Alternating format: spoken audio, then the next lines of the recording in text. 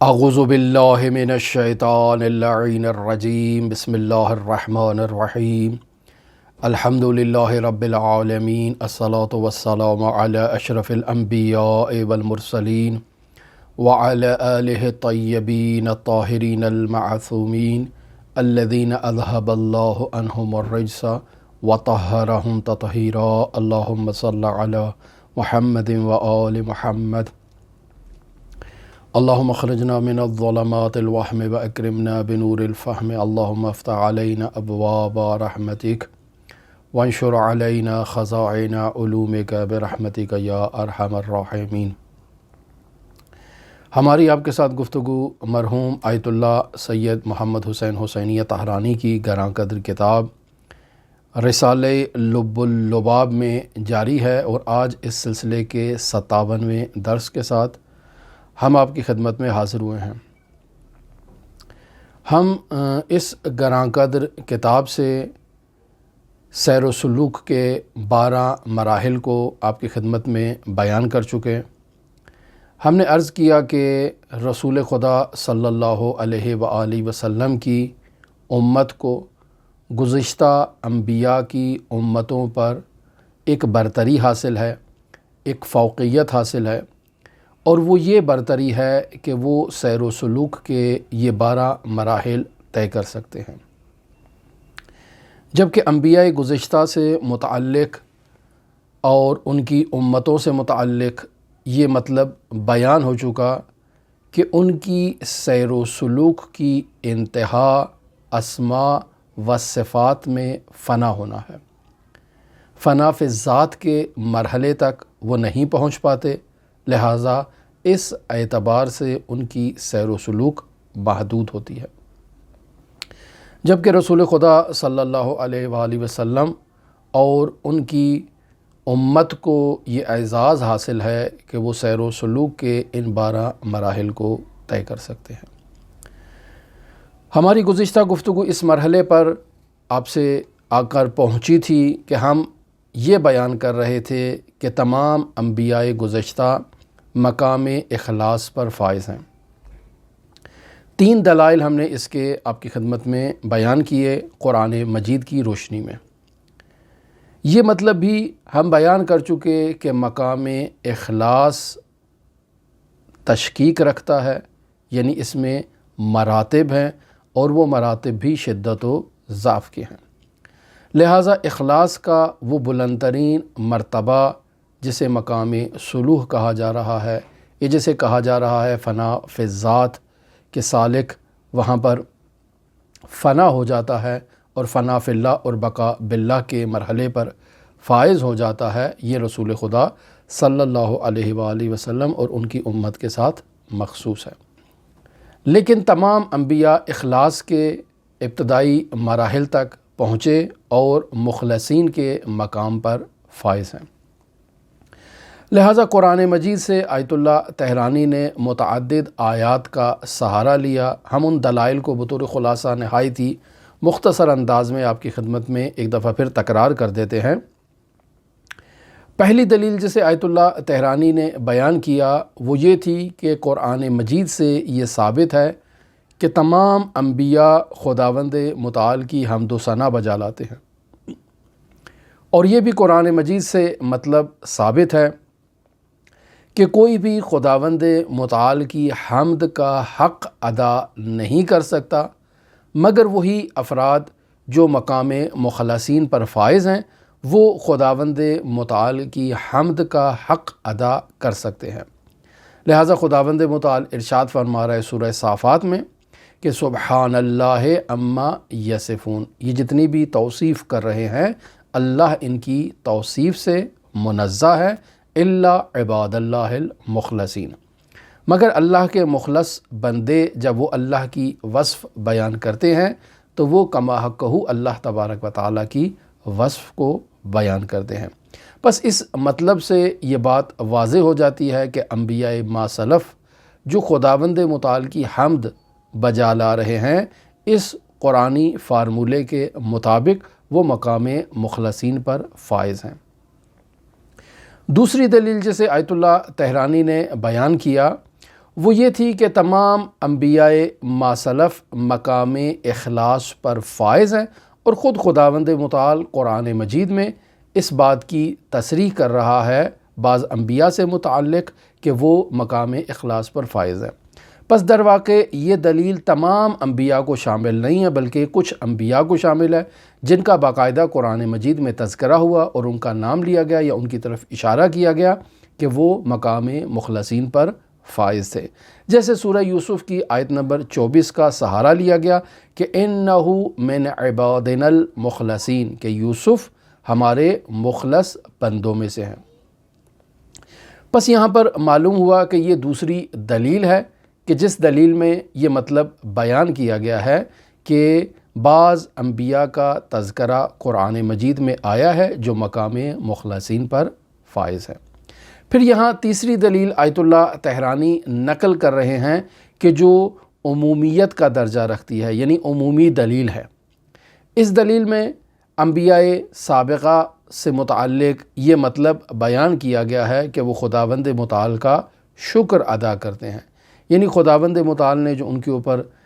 الطاف کیے، جو نعمات انہیں عطا کی ہیں، وہ ان نعمات پر اور ان عنایات پر خداوند متعال کا شکر بجا لاتے ہیں۔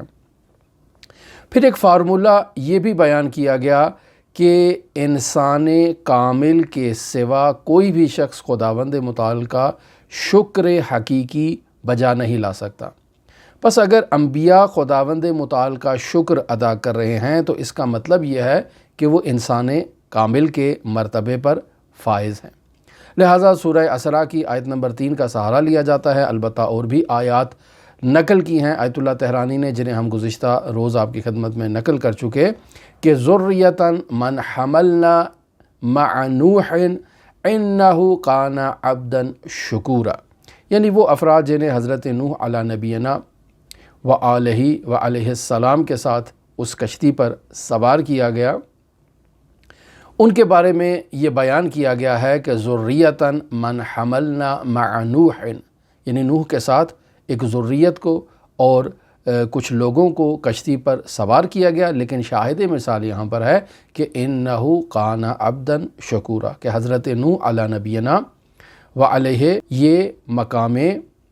شکر پر فائز تھے اور خداوند متعال کا شکر بجا لاتے تھے۔ پس یہ بات واضح ہو گئی کہ حضرت نوح یا اس طرح کے جتنے بھی انبیاء جو خداوند متعال کا شکر بجا لاتے تھے وہ مقام اخلاص پر فائز تھے، چونکہ وہ انسان کامل تھے۔ لہٰذا یہاں سے آیت اللہ طحرانی ایک عمومی قاعدہ جو ہے وہ بیان کر رہے ہیں، اور وہ قاعدہ اور قانون یہ ہے کہ وہ لوگ جنہیں شیطان اغوا کرتا ہے، وہ لوگ جنہیں شیطان خداوند متعال کا شکر بجا لانے کی فرصت نہیں دیتا،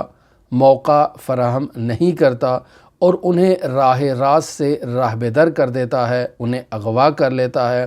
اور انہیں شکر بجا لانے کی توفیق عطا نہیں کرتا، وہ مقام اخلاص پر فائز نہیں ہیں۔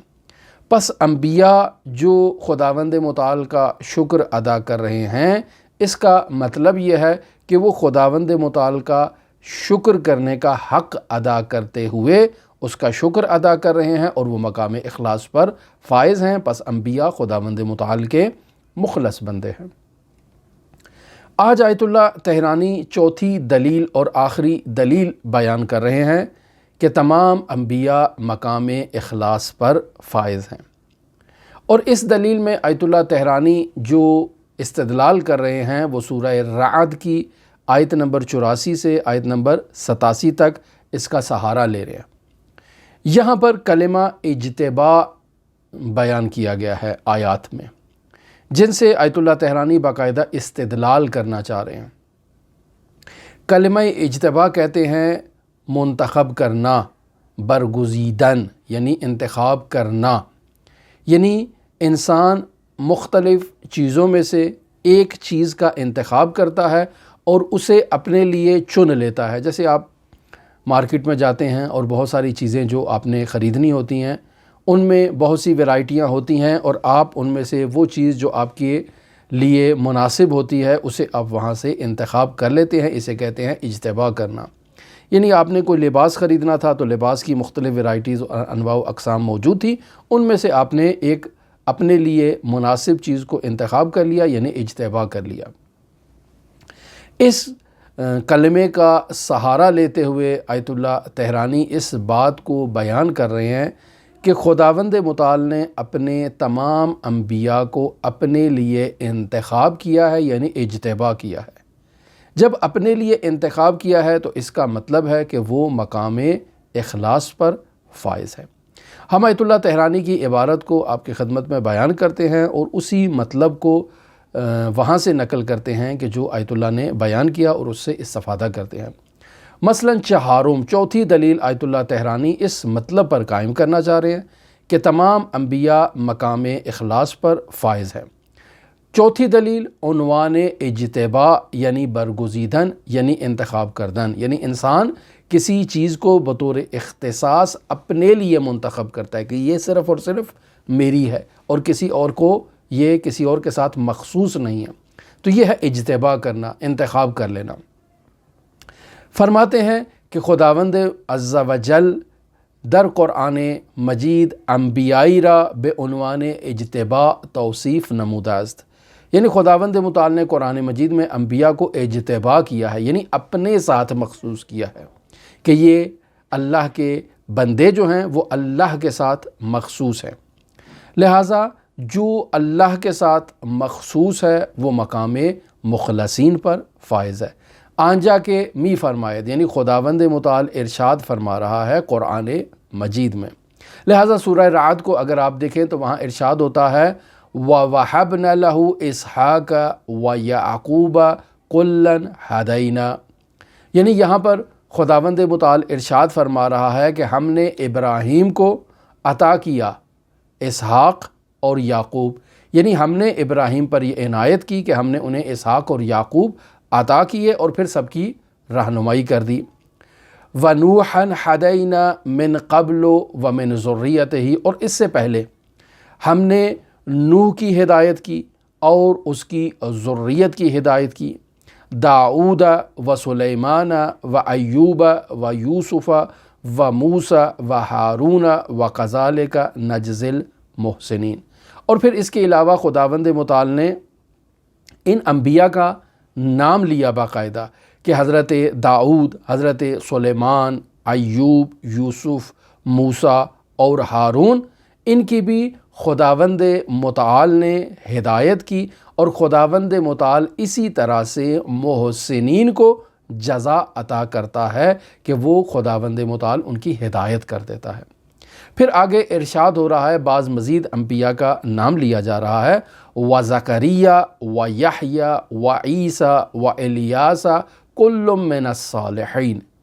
کہ خداوند متعال نے زکریا کو، یحییٰ کو، عیسیٰ کو اور الیاس کو ذکر کرتے ہوئے یہ بیان کیا کہ یہ سب صالحین میں سے تھے، اور پھر ارشاد ہوا وَإِسْمَاعِيلَ وَالْيَسَعَ وَيُونُسَ وَلُوطًا وَكُلًّا فَضَّلْنَا عَلَى الْعَالَمِينَ، یعنی اسماعیل، یسع، یونس، لوط سب کی خداوند متعال نے رہنمائی کی ہے اور سب کو عالمین پر فضیلت عطا کی ہے اور برتری عطا کی ہے۔ وَمِنْ آبَائِهِمْ وَذُرِّيَّاتِهِمْ وَأَخْوَانِهِمْ وَاجْتَبَيْنَاهُمْ وَهَدَيْنَاهُمْ إِلَى صِرَاطٍ مستقیم، یعنی اسی طرح ان کے آبا کو اور ان کی اولاد کو اور ان کے بھائیوں کی بھی خداوند متعال نے ہدایت کی ہے اور انہیں منتخب کیا ہے، اور پھر وَهَدَيْنَاهُمْ إِلَى صِرَاطٍ مستقیم، اور ہم نے ان کی صراط مستقیم کی طرف ہدایت کی ہے۔ اب یہاں پر جو کلمہ اجتبا استعمال ہوا ہے، اس سے پہلے جو آیت میں ارشاد ہو رہا ہے وَمِنْ آبَائِهِمْ وَذُرِّيَّاتِهِمْ وَأَخْوَانِهِمْ، یہاں آبا مشخص ہیں، ذریات بھی مشخص ہیں، لیکن اخوان میں آیت اللہ طحرانی اس مطلب کی طرف اشارہ کرنا چاہ رہے ہیں کہ یہاں بھائیوں سے مراد جسمانی بھائی نہیں ہیں کہ جو والد کی صلب سے پیدا ہونے والے بھائی ہوں، بلکہ یہاں برادر سے مراد وہ بھائی ہیں کہ جن کے ساتھ انسان کا روحانی رابطہ قائم ہو، وہ بھائی ہیں جن کے ساتھ انسان کا معنوی رشتہ برقرار ہو۔ تو پس یہ وہ بھائی ہو سکتے ہیں کہ جو صرف اور صرف انبیاء ہیں، کہ انبیاء دوسرے انبیاء کے ساتھ روحانی طور پر اور معنوی طور پر ایک دوسرے کے اخوان ہیں۔ تو یہاں ان کے بارے میں خداوند متعال ارشاد فرما رہا ہے وَاجْتَبَيْنَاهُمْ، کہ خداوند متعال نے ان سب کو انتخاب کر لیا ہے۔ آیت کو نقل کرنے کے بعد مرحوم آیت اللہ سید محمد حسین حسینیہ طاہرانی بیان یہ کرنا چاہ رہے ہیں کہ ان آیات سے جو ہم نے سورہ رعد کی آپ کی خدمت میں بیان کی، ان آیات سے ہم آپ کی خدمت میں تمام انبیاء کے مقام اخلاص پر فائز ہونے کو ثابت کریں گے، منتہا 2 دلیلوں سے اور 2 طریقوں سے۔ پہلا راستہ جو ہے وہ کلمہ اجتباء سے ہے کہ اجتباء کا مطلب کیا ہے۔ لغوی اعتبار سے اجتباء کا مطلب یہ ہے منتخب ہونا، یعنی اللہ نے اپنی تمام مخلوقات میں ان انبیاء کو اپنے لیے منتخب کر لیا ہے۔ ان کا انتخاب اس بات پر دلیل ہے کہ یہ مقام اخلاص پر فائز ہیں۔ پس پہلی دلیل لغت میں کلمہ اجتباء کو بیان کر رہے ہیں آیت اللہ طاہرانی، اور اس کی ایک مثال بھی دے رہے ہیں، اور پھر وہاں سے یہ ثابت کرنا چاہ رہے ہیں کہ اگر خداوند متعال نے انہیں اپنے لیے انتخاب کیا ہے، یعنی اپنے لیے انہیں خالص کر لیا ہے، اور یہ اب صرف اور صرف خداوند متعال سے وابستہ ہے۔ جبکہ دوسری دلیل جس میں آیت اللہ طاہرانی دوسرے انداز میں جو اس مطلب کو بیان کر رہے ہیں وہ یہ ہے کہ اگرچہ ان آیات میں بعض انبیاء کا نام لیا گیا ہے، لیکن یہ آیات صرف ان انبیاء کے ساتھ مخصوص نہیں ہیں، بلکہ یہاں پر خداوند متعال نے جو کلمہ اجتباء سے پہلے اخوانہم کا کلمہ استعمال کیا ہے، اسے اس بات کی طرف اشارہ کر دیا ہے کہ ان انبیاء کے تمام روحانی اور معنوی تعلق رکھنے والے جتنے بھی بھائی ہیں انہیں خداوند متعال نے اجتباء کیا ہے، یعنی اختیار کیا ہے۔ پس وہ تمام انبیاء جو دوسرے انبیاء کے اخلاقی اعتبار سے، روحانی اعتبار سے اور معنوی اعتبار سے آپس میں بھائی ہیں، انہیں خداوند متعال نے انتخاب کر لیا ہے۔ پس وہ تمام کے تمام کیا ہیں؟ مقام اخلاص پر فائز ہیں۔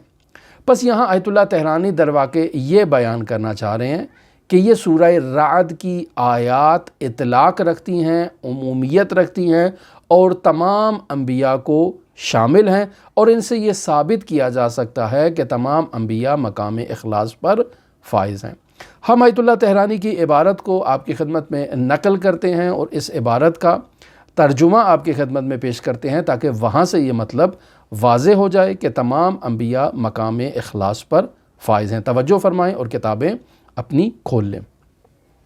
فرماتے ہیں از این آیے مبارکے می توان استدلال نمود بے مقام اخلاص جمیع انبیاء علیہم السلام، یعنی سورہ رعد کی یہ جو آیات ہم نے آپ کی خدمت میں بیان کی ہیں، ان آیات سے تمام انبیاء کے مقام اخلاص کو ثابت کیا جا سکتا ہے اور یہ بیان کیا جا سکتا ہے کہ یہ تمام انبیاء مقام اخلاص پر فائز ہیں، بخلاف طرق استدلال سابقہ کہ از آنہا فقط مخلص بودن افراد معدودی از انبیاء را نام برده شده می توان استنتاج نمود، یعنی ہم نے جو گزشتہ 3 دلائل آپ کی خدمت میں پیش کیے، ان دلائل میں بعض انبیاء کا نام ذکر کیا گیا تھا اور ان کے بارے میں کہا گیا تھا کہ یہ مقام اخلاص پر فائز ہے۔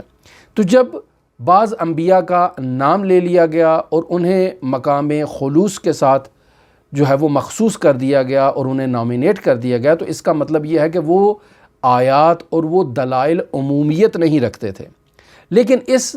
آیات سے، سورہ رعد سے ہم عمومیت کو ثابت کرنا چاہتے ہیں کہ تمام انبیاء مقام اخلاص پر فائز ہیں۔ لہٰذا فرماتے ہیں وَاستدلال ما از این بردو امر متوقف است، یعنی ہم اگر اس آیات سے جو سورہ رعد کی ہم نے نقل کی ہیں، ان آیات سے اگر ہم استدلال اور برہان قائم کرنا چاہیں کہ تمام انبیاء مقام اخلاص پر فائز ہیں، تو 2 طرح سے ہم اس مطلب کو ثابت کر سکتے ہیں۔ پہلا، اول عنوان اجتباء است، یعنی یہ جو کلمہ اجتباء بیان کیا گیا ہے، اس کلمے سے ہم اس عمومیت کو ثابت کر سکتے ہیں، چون این مادے در لغت بے معنی برگزیدن چیزی است، یعنی لغت میں اجتبا کا مطلب ہے کسی چیز کو انتخاب کرنا۔ از میان چیزہائے مشابہ خود، یعنی بہت ساری چیزیں پڑی ہیں جو ایک جیسی ہیں، ان میں سے آپ ایک چیز کو انتخاب کر لیتے ہیں۔ مثلا سیب،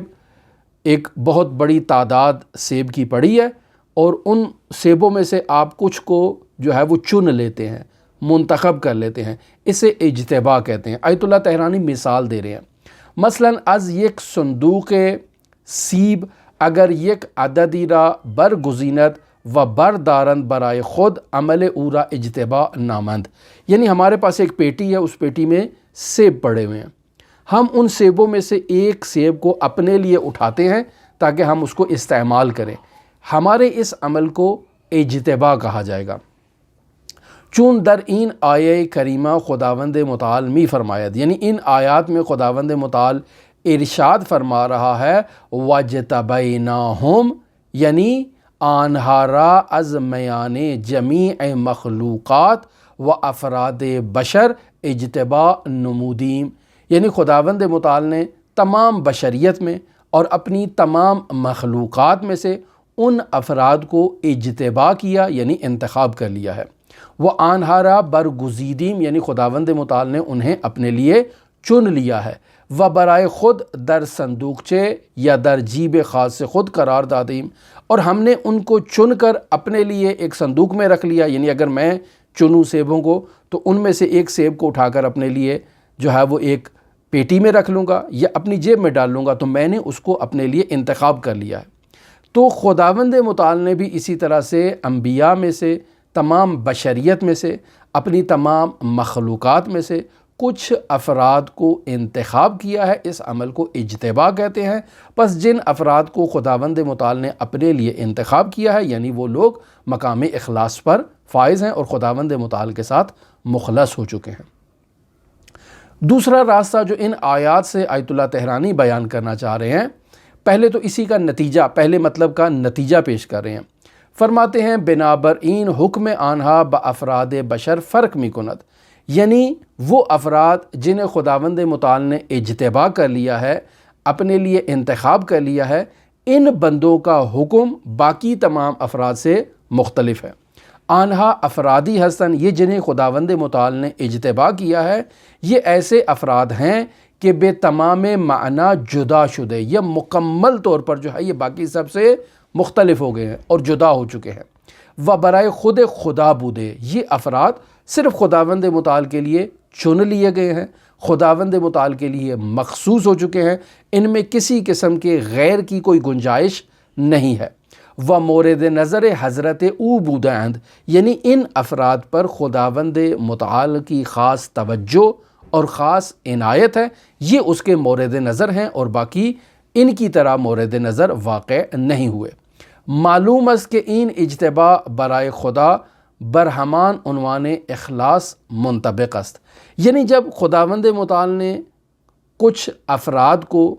اپنی تمام مخلوقات میں سے، تمام بشریت میں سے اجتبا کر لیا، یعنی اپنے لیے چن لیا، اپنے لیے انتخاب کر لیا، تو اس اجتبا اور اس انتخاب کا مطلب وہی اخلاص ہے کہ جو ہم آپ کی خدمت میں بیان کرنا چاہتے ہیں۔ کیوں؟ چہ مخلصین نیز افرادی ہستن، کیونکہ وہ افراد جو مخلص ہیں وہ بھی ایسے افراد ہیں کہ برائے خود خدا بودے، جو صرف خداوند متعال کے لیے ہیں،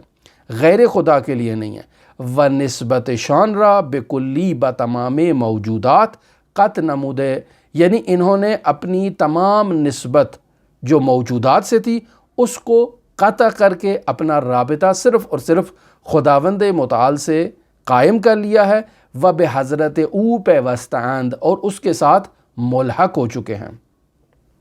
پس جن افراد کو خداوند متعال نے اجتبا کیا ہے، یعنی انتخاب کیا ہے، یعنی چن لیا ہے، وہ سب کے سب مقام اخلاص پر فائز ہیں۔ یہ پہلا راستہ ہے جو ہم نے سورہ رعد کی ان آیات سے لغوی اعتبار سے کلمہ اجتبا کو بیان کیا اور اس سے یہ ثابت کیا کہ چن لینا یعنی خداوند متعال کے ساتھ خالص ہو جانا اور اس کے لیے مخصوص ہو جانا۔ پس تمام انبیاء مقام اخلاص پر فائز ہیں۔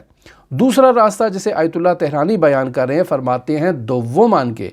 این اجتباع در این آیہ کریم اختصاص بے افراد معینی نہ دارت، یعنی یہ جو اجتباع کیا گیا ہے، یہ جو چنا گیا ہے ان آیات میں، یہ ان معین افراد کے ساتھ مخصوص نہیں ہے جن کا صرف آیات میں ذکر کیا گیا ہے، گرچہ خداوند بعد از ذکر نوح و ابراہیم و 16 تن دیگر از انبیاء و پس از ذکر پدران و ذریت آنہا و برادران آنہا می فرمایت، یعنی خداوند متعال نے اگرچہ ان آیات میں حضرت نوح کا ذکر کیا، حضرت ابراہیم کا ذکر کیا، اور پھر اس کے علاوہ 16 عدد اور انبیاء کا ذکر کیا،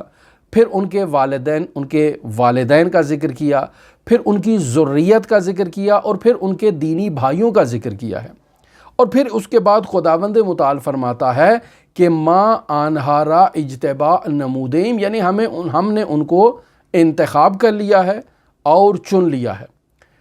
لیکن معلوم است، لیکن یہ بات واضح ہے کہ مراد از برادران ہمان برادران روحی و اخلاقی است، یعنی بھائی صلبی مراد نہیں ہے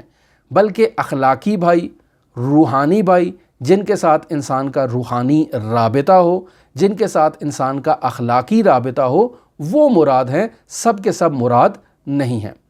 کہ در معارف الہیہ بآنہا ہم ردیف و ہم سلق ہستند، یعنی یہ جو دینی بھائی ہیں یہ اپنے دوسرے دینی بھائیوں کے ساتھ اعتقادات میں، معارف الہی میں ایک ردیف میں ہے، ایک جو ہے وہ لڑی میں پروئے جا سکتے ہیں، بنابر این آیے اطلاق بلکہ عموم استفادے می شود، پس اس آیت سے ہم یہ کہہ سکتے ہیں کہ یہ آیت اطلاق رکھتی ہے، عمومیت رکھتی ہے، اور تمام انبیاء کو شامل ہے، و می توان بر مقام اخلاص جمیع انبیاء استدلال نمود، پس ان آیات سے ہم یہ استدلال کر سکتے ہیں کہ تمام کے تمام انبیاء مقام اخلاص پر فائز ہیں۔ پس در واقع مرحوم آیت اللہ سید محمد حسین حسینیہ طہرانی نے اس گراں قدر کتاب رسالہ لب اللباب میں اس مطلب کو 4 دلیلوں سے بیان کیا کہ تمام انبیاء مقام اخلاص پر فائز ہیں، اور پھر یہ بھی بیان کیا کہ مقام اخلاص مقام تشقیق ہے، یعنی اس میں شدت و ضعف پائی جاتی ہے، اس کا بلند ترین مرتبہ جو ہے وہ حضرت محمد مصطفیٰ صلی اللہ علیہ وآلہ وسلم، ان کے اوصیاء اور ان کی امت کے ساتھ مخصوص ہے، تمام لوگ اس مرتبے تک نہیں پہنچ سکتے، لیکن خداوند متعال نے جن انبیاء کو بطور حال یہ مقام عطا کیا، لیکن بطور استمرار اور بطور دائم انہیں آخرت میں خداوند متعال یہ مقام عطا کرے گا کہ انہیں مقام صلوح پر فائز کرے گا۔ لہٰذا ہمارے گزشتہ دروس میں وہ آیات بھی ہم نے آپ کی خدمت میں نقل کی کہ جن آیات سے یہ بات واضح ہو رہی ہے کہ انبیاء خود دعا کر رہے ہیں کہ الحقنی بالصالحین، کہ اے ہمارے پروردگار ہمیں صالحین کے ساتھ ملحق فرما۔ پس در واقع یہاں وہ 12 مراحل جو آیت اللہ تہرانی نے بیان کیے سیر و سلوک سے متعلق، وہ 12 مراحل کمپلیٹ ہو چکے ہیں۔ اب باقاعدہ آیت اللہ تہرانی جو ہے وہ سیر و سلوک کی وادیوں میں دوبارہ داخل ہو رہے ہیں، اور انہی 12 مراحل کو ایک ایک کر کے دوبارہ آیت اللہ تہرانی بیان کرنا چاہ رہے ہیں کہ انسان کیسے ان مراحل سے گزر سکتا ہے اور عبور کر سکتا ہے۔ ہماری آئندہ گفتگو میں ہم آیت اللہ تہرانی سے مرحوم علامہ سید محمد حسین طباطبائی رحمۃ اللہ علیہ مفسر قرآن کی حضرت ادریس سے جو ملاقات ہوئی اس ملاقات کو بیان کریں گے، اور در واقع ہماری آئندہ کی گفتگو 2 عدد واقعات پر مشتمل ہے کہ جو سلوکی اعتبار سے آیت اللہ تہرانی نے یہاں بطور شاہد مثال ذکر کیے ہیں۔ ان